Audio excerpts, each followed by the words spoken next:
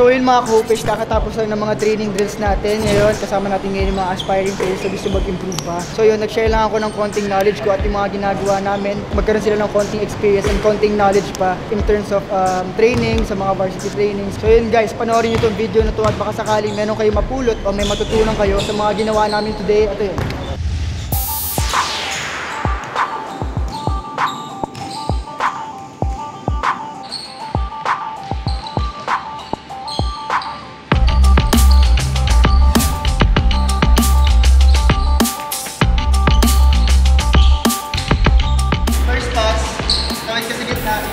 Kuha yung bola. Layup, yung nabibig natin yung layup. Tapos rebound tayo, wala tayong drop bola.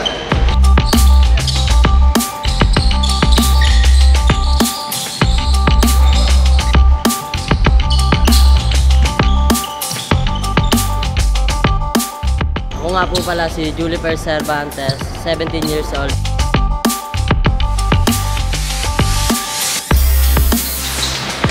Jackson ng All One, 18 years old. Ako pala si Junjun Del Pozo, 17 years old. Dwayne Iyo, 16 years old. Adrian Loza, 17 years old. Ako po pala si Revin Dulus Reyes, 19 years old. Natira po sa San Jose del Monte, Bulacan. Ako nga po pala si Christopher Salonga Jr., 16 years old.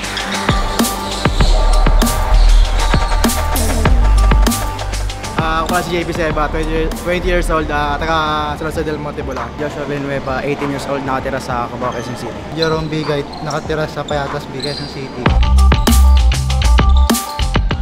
John Lennon, 18 years old, Barangay Commonwealth. Ako nga pala si Aaron Manantala, 16 years old, Tondo, Manila.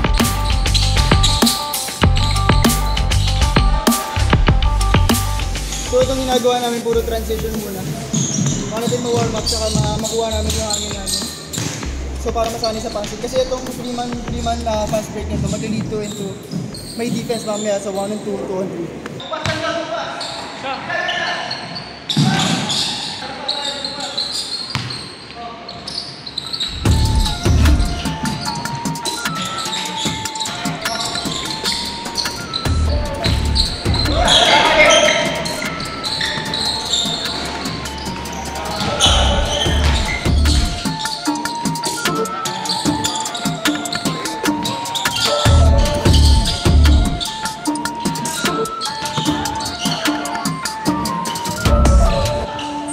So ito yung 3-man fast break. Ito yung araw-araw na ginagawa din namin sa school. So ito yung muna yung ginagamit namin para makapag-warm up.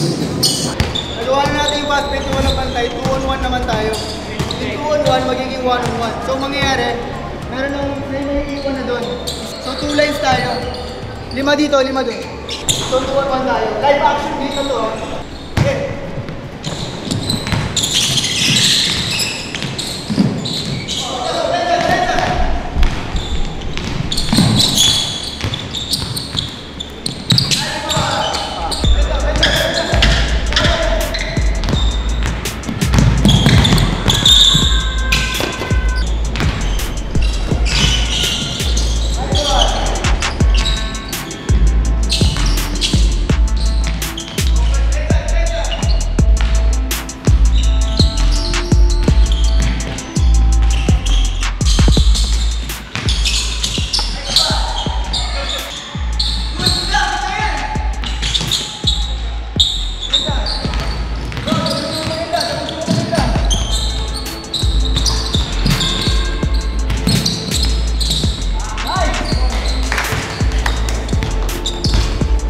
Go, go, go, go!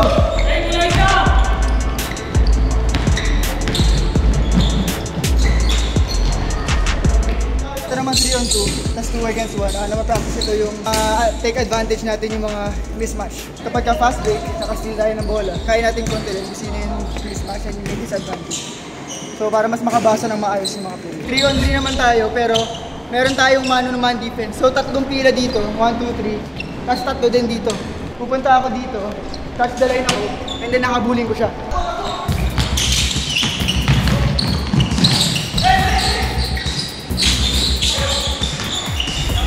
Next tayo. Yung 3 tirahan tayo.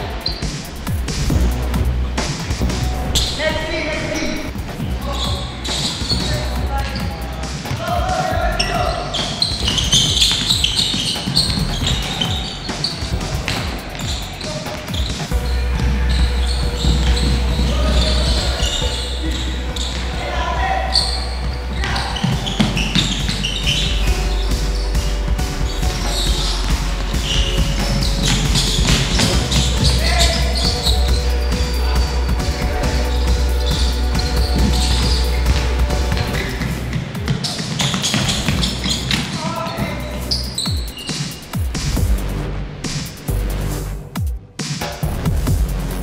Tara, last one tayo. Tapusin natin maganda.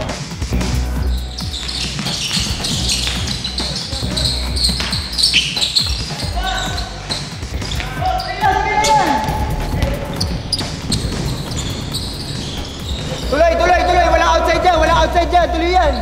Good.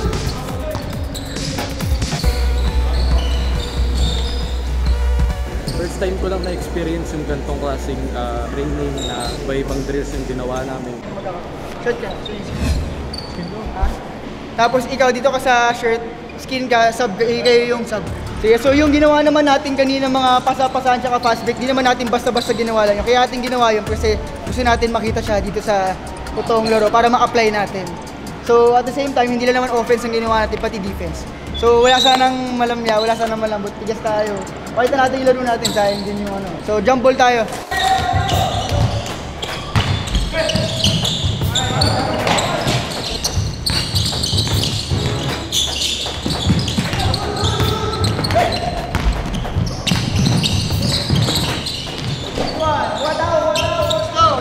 Depensa!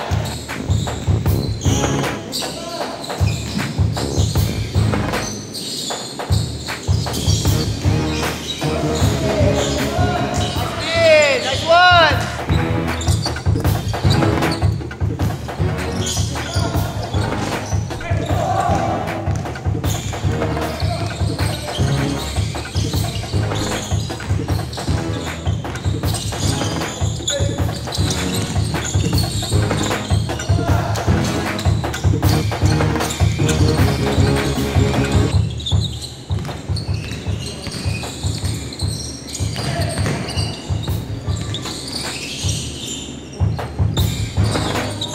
Mga ka-hoopers, hinati natin yung mga players, balance natin sila. So, tingnan natin kung paano nila ma-apply yung mga pinagawa natin kanina. Kasi, importante ma-apply nila yun. Kasi yun, yung mga coach sa college, hinahanap nila yung mga kaya yung mga basics, hindi puro fancy lang, yung mga pang highlights lang. So, ito yung mga simpleng bagay na napakalaki. Ginagawa natin kanina ng 3-man fast break. Kasi kung magawa man ng mga players ito sa toong laro, napakaganda ng tignan para sa mga coaches. Kasi simple lang, pero yun yung pinaka-effective na way para ma-execute yung fast break.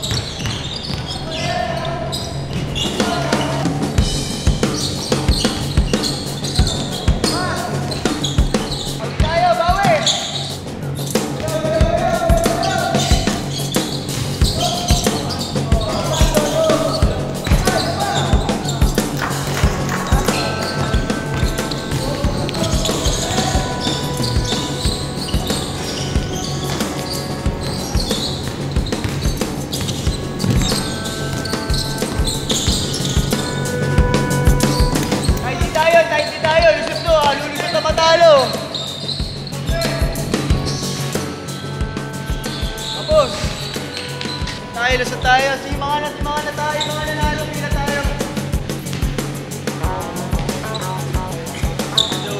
So guys.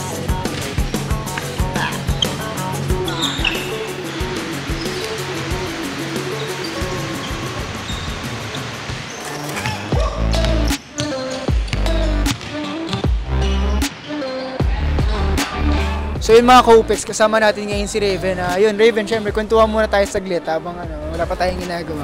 Pero grabe skills mo, parang ito na yung dayo laro mo. So nakita ko kanina na madami kang moves. So sino bang inspiration mo or idol mo, kinukuhaan mo ng galaw?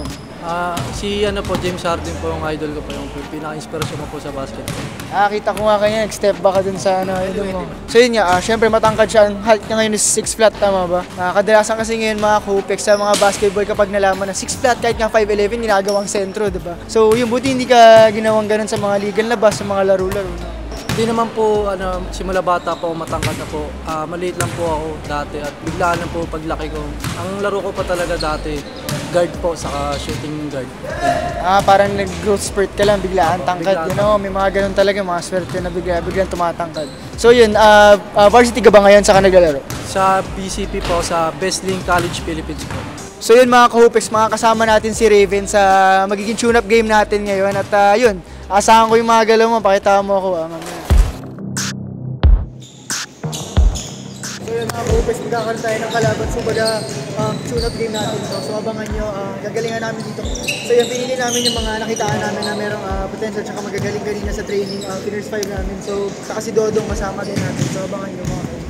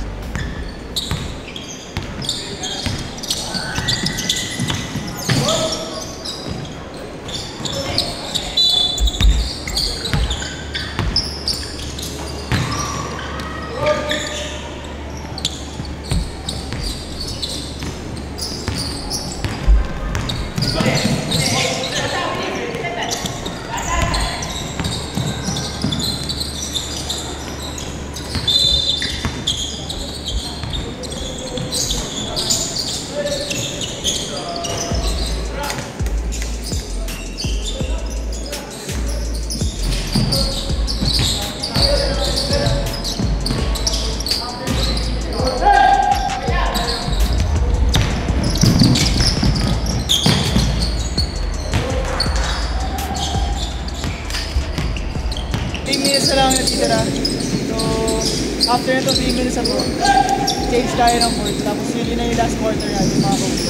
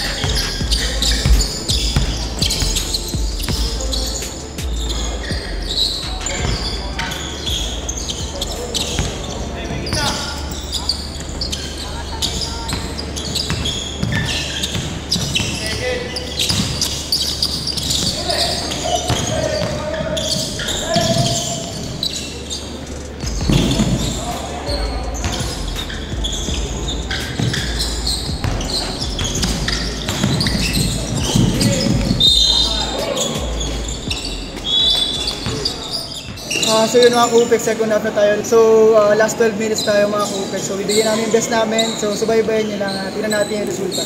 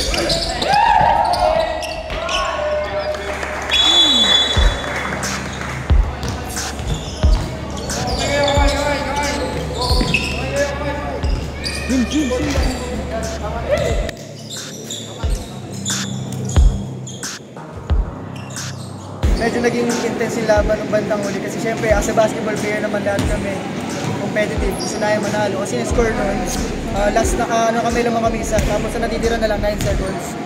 So siguro gusto na makuha yung bola nung time na yun. Nagkakaroon na ng konting nagkaroon ng konting limitan. So nagkaroon kami ng tawag dito na back and forth. So ending, syempre kailangan pakalmahin yung laro. Lumabas muna ako para at least matuloy yung laro ng maayos ang walang halong physical or kahit anong away. Dong, ano masasabi mo dong sa laro nyo? Naka-tense ba? Sobrang intense po. Sobrang intense ang laban. Maganda yung binigay ng kalaban natin. Naging intense kay Kuya Long.